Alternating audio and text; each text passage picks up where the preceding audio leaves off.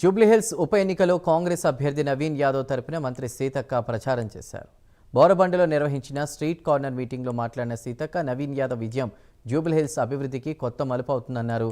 నియోజకవర్గంలో బీఆర్ఎస్ 3 సార్లు గెలిచినా ఇప్పటికీ ప్రజలు నీటి సమస్య, డ్రైనేజీ సమస్యతో ఇబ్బంది పడుతున్నారని అన్నారు. ప్రస్తుతం సీఎం రేవంత్ రెడ్డి మున్సిపల్ శాఖను స్వయంగా చూస్తున్నారు కాబట్టి నవీన్ యాదవ్ను ఎమ్మెల్యేగా గెలిపిస్తే జూబ్లీహిల్స్ సమస్యలు త్వరగా పరిష్కారం అవుతాయని అన్నారు.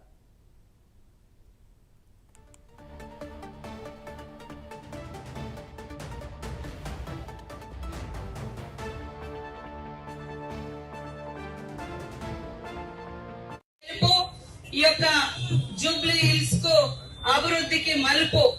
మరి గత 3 సార్లు అవతల పార్టీ అభ్యర్థులకు ఓట్లేసి గెలిపిస్తే కనీసం గన్నీలలో రోడ్లు గాని, మంచినీటి వ్యవస్థ గాని, డ్రైనేజ్ గాని మరి ఇవన్నీ లేక ఎంతో మంది ఇబ్బంది పడతా ఉన్నారు. ఈ రోజు మన గవర్నమెంట్ ఉంది, మరి రేవంత్ రెడ్డి గారు మన ముఖ్యమంత్రి గారు మున్సిపల్ శాఖ మంత్రిగా కూడా వారే చూస్తున్నారు. ఇవాళ హైదరాబాద్ లో కాంగ్రెస్ తరఫున గెలిచే వ్యక్తిగా మన నవీన్ యాదవ్ గారు ఎమ్మెల్యేగా ఉంటాడు. కాబట్టి కాంగ్రెస్ కు హైదరాబాద్ లో గతంలో ఎమ్మెల్యే ఎన్నికలప్పుడు మనం గెలవలేదు, కానీ ఒక అవకాశం వచ్చింది.